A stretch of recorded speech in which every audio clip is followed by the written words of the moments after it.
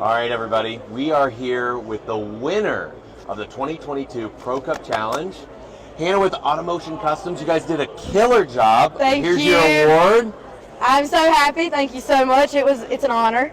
Now, Such an honor. tell us, where's your shop located? We are located in Warner Robins, Georgia. All right.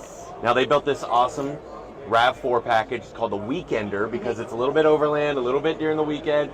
Really did a great job. Look at this. I mean, it's got all this barbecue stuff, the lift, the leather, the cooler. Tell us, why did you decide to even join, or how did you find out about the Pro Cup Challenge? So I've always wanted to have a build in the SEMA show my entire life.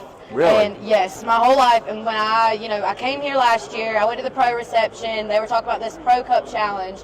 And I was like, all right, that sounds like something I can get behind because that's exactly what I do every day.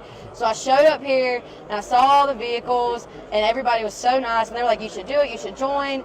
Fell in love with it. I was like, okay. I went home, said, Dad, this is how I'm getting a vehicle in the show next year. I'm doing the Pro Cup. Then I went to Michigan. Yeah. It was Michigan, yes. And talked to all them, met some more people, and then it just really solidified it for me. I was like, yeah, I'm doing this. So now she's a member of Pro. She's helping us out. She has a voice in the industry, but she was also able to enter into the Pro Cup Challenge, one of 7 vehicles. And man, I'll tell you what, it was a tough competition this year, but you guys killed it. Thank you guys you. killed Yes. it. We have a 23-year-old restyler killing it. The future's bright, Pro. Thanks, everybody. Thank y'all.